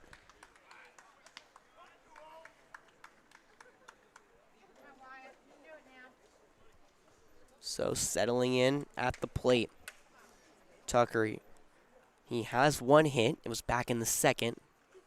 Trying for another one. Curveball doesn't break enough. Stays around the letters. Filling the count up 3-2. The 8-hole hitter stringing together a great at-bat against the reliever. Now the pitch coming in. Ball up the middle. Diving play by the shortstop. Coming home with it. No play. And the tying run comes across. Gets away from Carnahan. Now down to second. Gunning over to second. What a throw from Carnahan. What a wild play. Absolute laser from the backstop to get Tucker out at second. And now Patrick Evans is down over at short. That diving stop that he had, beautiful, saved. I mean, didn't save a run, but it probably uninstinctively got him an out, considering Carnahan was able to gun Wyatt down at second. What a sequence of events. That was an event, yeah. Trying to just kind of catch my breath after all of that. Now that brings up catcher McLean Arnett in a whole new ball game. It's now tied at ones here in the bottom of the sixth. To kind of just take you back all through that, it was a grounder over to short. Patrick Evans made a beautiful diving stop, but threw from the ground home, bringing Carnahan off the plate. And then Carnahan, that ball got away from him a little bit, so Tucker trying to take second instinctively. The speed was not there, though, as he was gunned down. Carnahan threw a laser down to second, where Etheridge, honestly, the perfect throw, didn't have to move his glove, was able to catch the ball and tag Tucker out at the same time. So there's 2 down now for McLean Arnett. And Arnett chopping that one down the line, and he falls behind McCathern 0-2. So McCathern now in danger of taking the loss. Charles Flake out of gunpoint, it looks like. He will not have a decision tonight. McLean able to lay off. It's now 1-2. But Charles out of fire. He's not going to be charged a loss for tonight. He was going to be charged barring any sort of change, which just happened. And now the game is a whole new one at 1-1. McLean hard hit ball to short. This time Evans gets it over quickly and fires it. Makes that play for the 3rd out. But Richland, the 2-1-5 breaking through, able to tie this game at 1. First game of the summer, folks. Tying 1, going to the top of the 7th. Couldn't ask for anything more.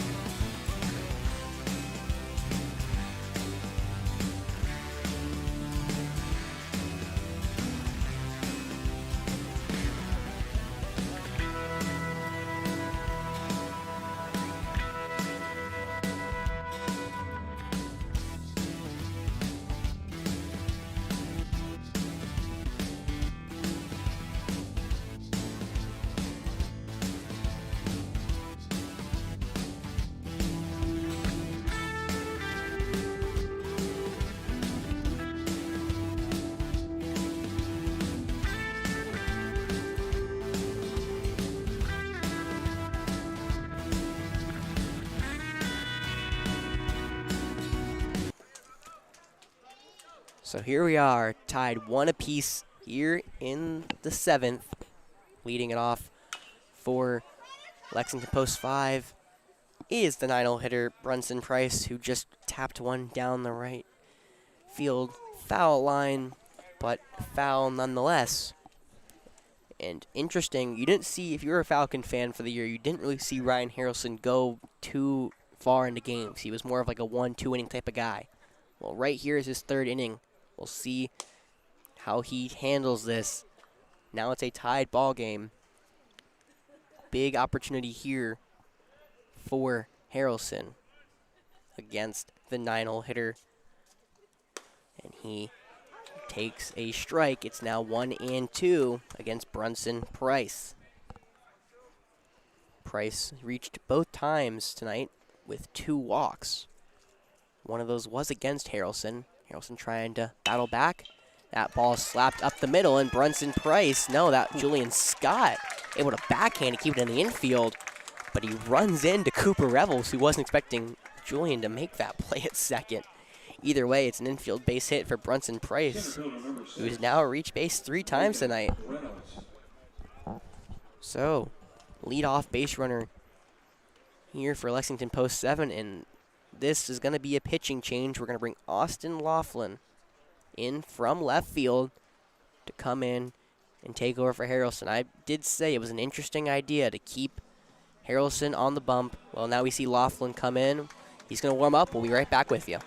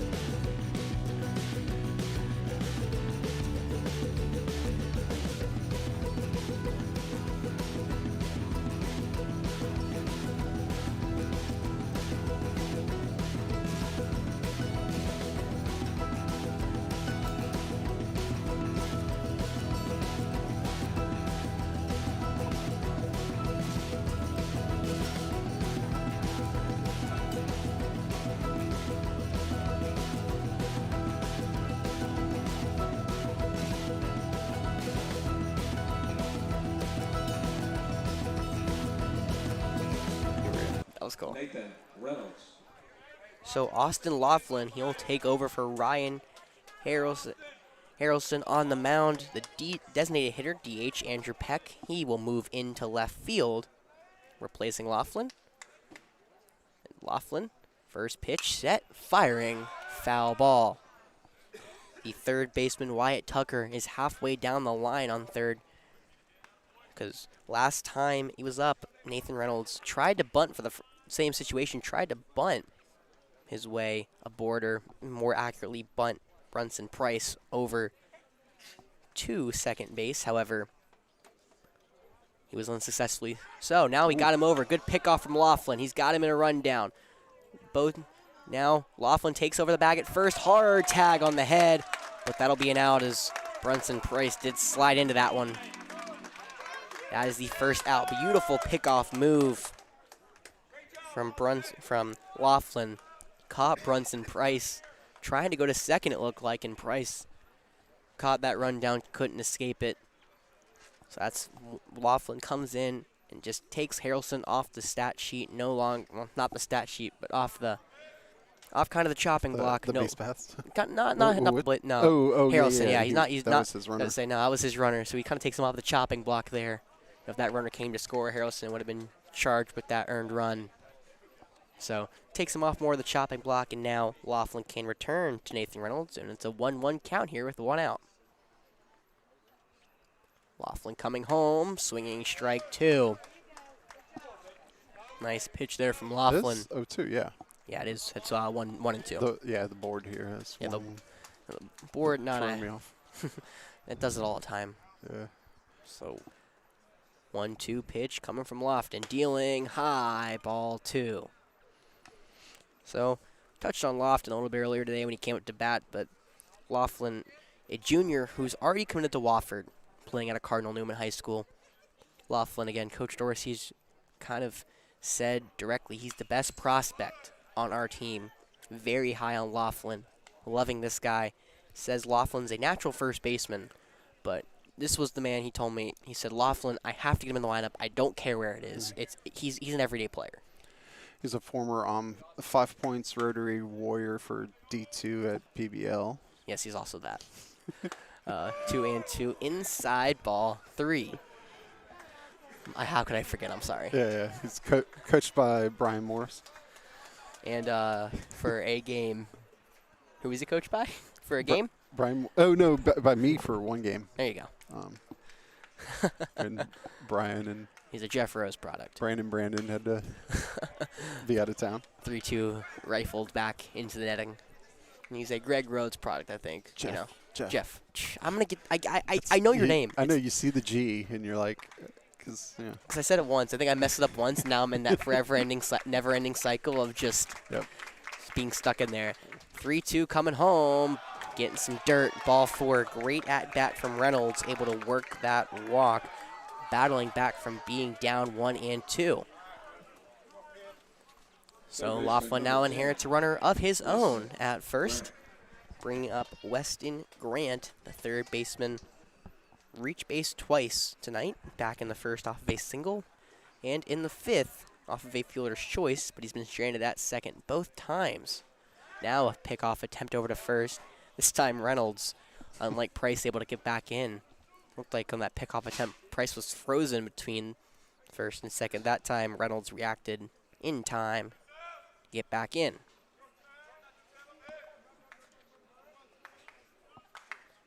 So Laughlin looks him back. Now he's going to come home. Runner stays at first. Inside against Grant. 1-0. I'm pretty sure Weston Grant is also committed to Francis Marion. He played for that, again, stacked River Bluff team this past season that won the 5A state title. But he will be continuing his collegiate career elsewhere. Not ball shot down the third base line, but goes to the left of the third base bag. Foul ball.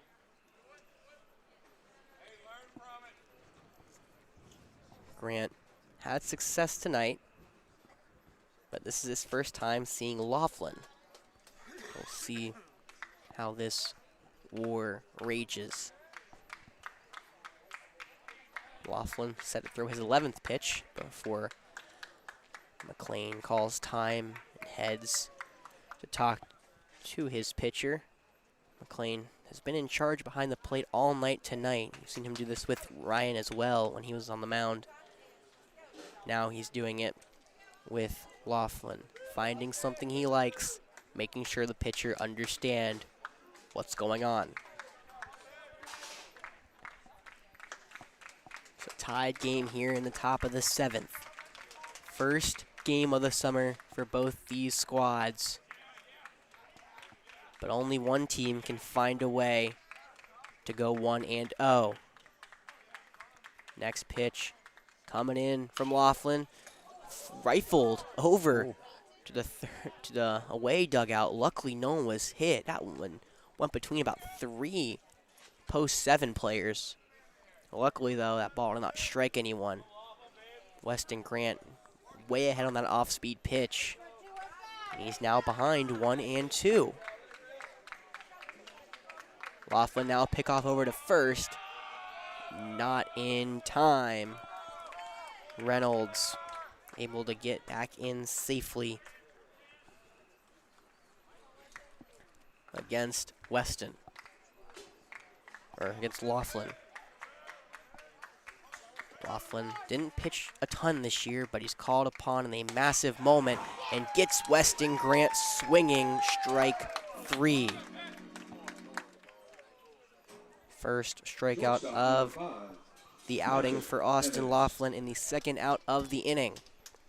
Now bring up Patrick Evans, the shortstop, who's reached base twice, both on the 2 errors charged to Richland 2-1-5, one in the 5th and one in the 1st.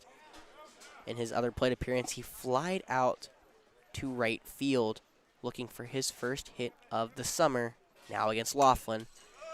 Trying for that one, and he swings and foul ball back into the backstop. 0-1 the count with 2 outs in the 7th.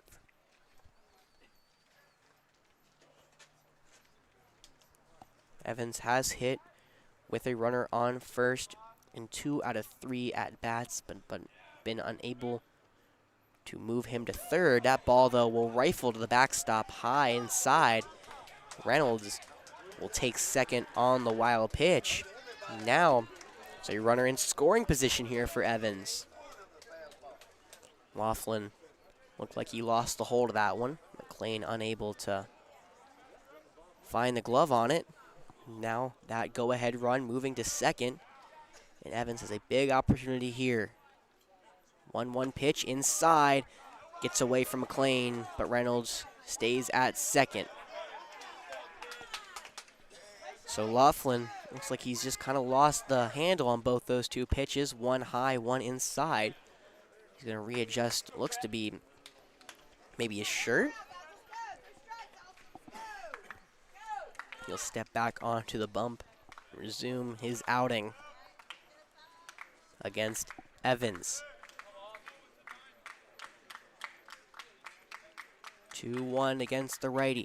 Ball's going to be kind of taken over. Tough play for him to make. Cooper Revels dives in. Does he make the catch? Yes, he does. Cooper Revels. All the way from short. That ball was blooped right behind the pitcher. Revels had to come in, dive, and make the play for out 3.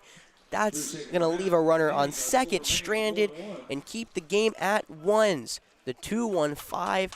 It's tied, and they're going to look to walk it off here in the bottom of the 7th.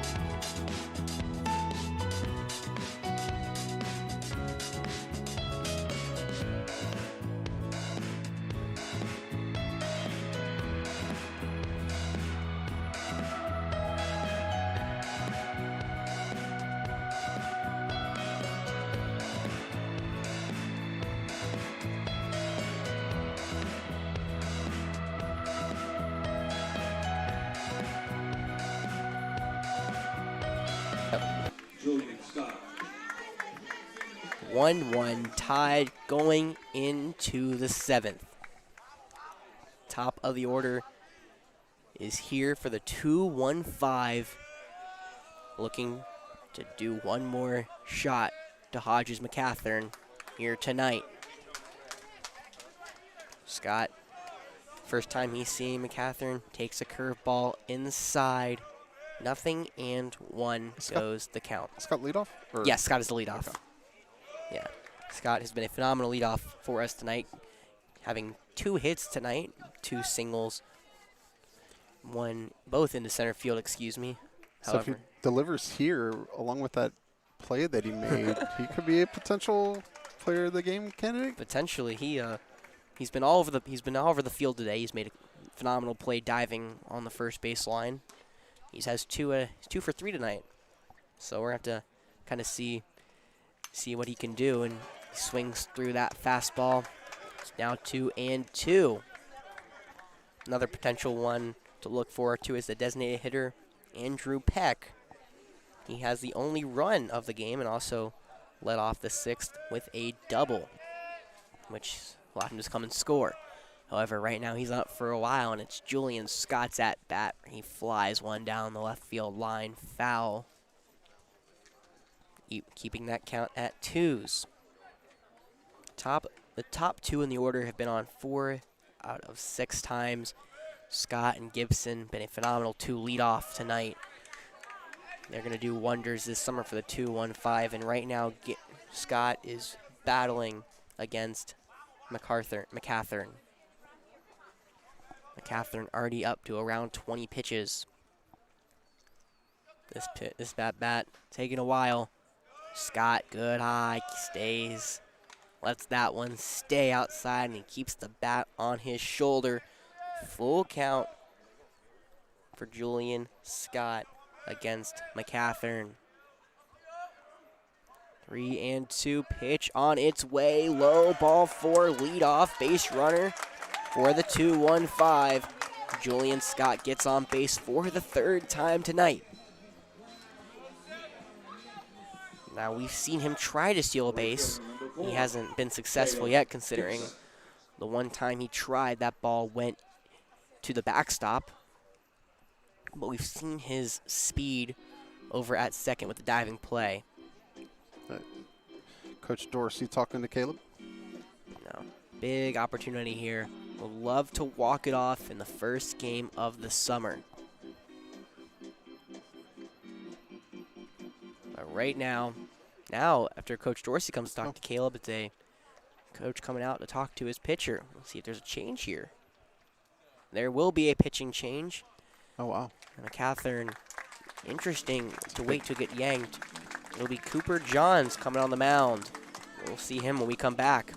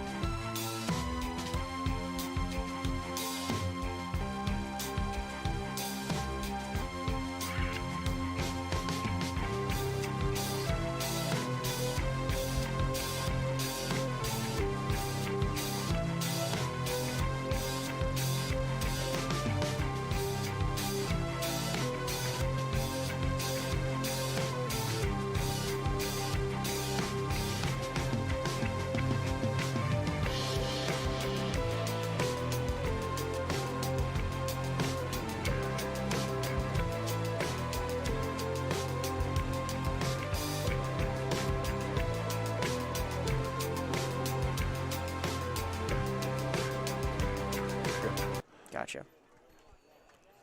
So it's crunch time here. Bottom of the 7th inning. Leadoff runner aboard for the 2-1-5. And now we see Cooper Johns make his summer debut on the mound in a very tough spot against the 2-hole hitter Caleb Gibson that lets that curveball stay around the eyes. Yeah, do you have game changer up still? Yes. See who Oh, except that it would be you're following ours, right? Correct.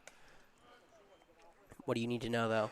If this actually is Cooper Johns. This is Cooper Johns. Is it? Okay. Yeah, it was number 7, which is Cooper Johns Gotcha. on both the roster and game changer. Okay, good. So, yeah, he's the River Bluff running back. Yeah, averaged 170.1 yards per game at running back. So, phenomenal with the rock. We'll see if the baseball can follow suit here as he's taking on Gibson, and his count is even at 1s apiece. Now another throw over to first, trying to keep Julian Scott on the bag, and so far he has. Gibson played at Dreer I think I think it was this past year. Yeah. Yeah. He was here. Yeah, with total 8 RBIs. But that ball, double play, hit to second, over to second for 1. No, it's dropped. Oh. And Scott's able to slide in safely. Patrick Evans on the exchange couldn't handle it. Dropped the ball. Massive mistake for Lexington 7. That was a double play ball waiting to happen. Maybe not with Gibson's speed, but either way, would have been a big first out. Now there's runners on first and second with none. Matthew Davidson, left-handed batter, able to bunt it down third base line. And Matthew Davidson has been 0 for 3 tonight. What a moment his first hit this summer would be. The speed on Scott at second. You'd have to imagine Scott could fly if that ball went to the outfield. And the outfield is shifting. Left fielder Brunson Price all the way in left center now. Davidson playing the pool. That curveball high arching in for a strike. For that winning run on second. Gibson reached on the air from the shortstop. And they are looking to score and end this game in dramatic fashion. 0-1 pitch. Now a bunt attempt way, way high. That ball does not come down. Just crosses the plate over the head of Davidson. Now it was in the middle of the zone, but would have been over the head. So it's now 1-1 here against the first baseman for the 2-1-5 Davidson. Hasn't played baseball in over a year competitively. That bunt beautifully right back to the pitcher. Only play at first. High throw. Second base, Etheridge able to snag it out of midair. Keep the game alive. Big play. And that, what that does as well, puts the winning run at third. But it also takes a double play out. Yeah, I wonder if they're going to walk the batter. Looks to be no intentional walk here. It's the new pitcher, Austin Laughlin. Came in to pitch. Would love a walk-off here. Laughlin has also reached base twice with a single, in the fifth, and a hit by pitch in the first. Would love to finish this game off here. Infield in, first pitch high, ball 1. You'd have to imagine any ball hit is going to come home. If Lofton can find a hole, though, squirt to the outfield, this game is over. The pitchers duel all night between Hardy, Flake, Harrelson, McCathern. And that ball hard hit right at the second baseman. Played out to third. Looking for the double play. No, not in time. I can't believe he got that. Scott. Absolutely 2 instinctive reaction plays from both Etheridge at second and Julian Scott at the runner at third. Ball was lined to Etheridge.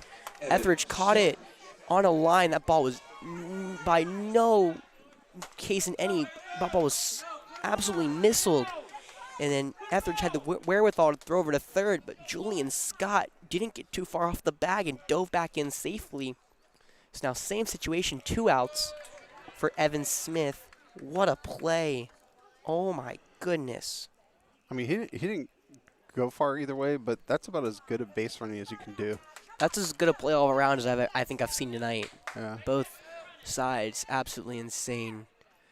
1-0 against Evan Smith. He lays off. It's now 2-0. Evan Smith hasn't seen many pitches tonight before coming into this at-bat. He was seen a total of 6. And he has not recorded a hit, but his first hit here would be monumentous.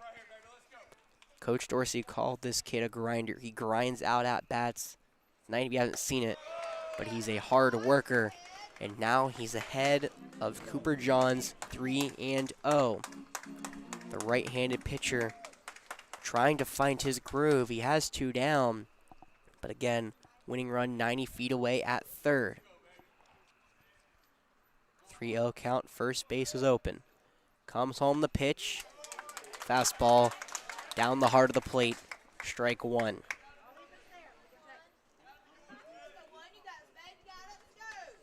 Evan Smith, he will be returning to AC Flora next year.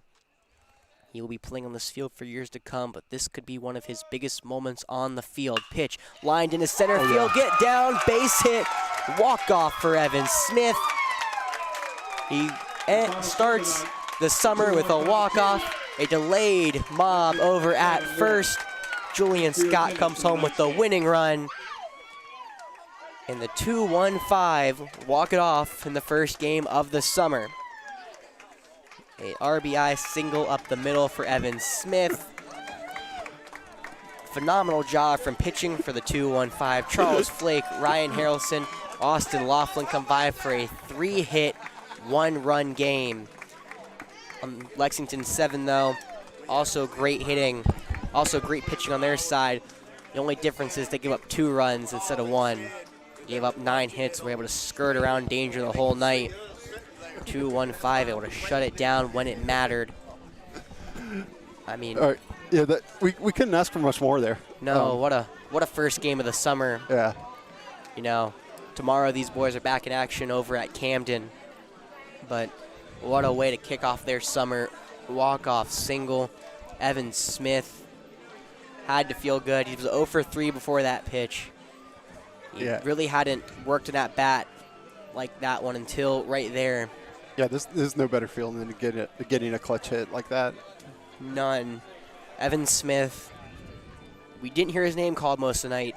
He was barely at the plate. You barely saw him. Probably had the least amount of screen time from any player on either side tonight. Yeah. That was in the game, and delivered when it mattered most. That was awesome. Yeah. So who do we think? Are we thinking Scott? It's so hard. Winning run, or I don't.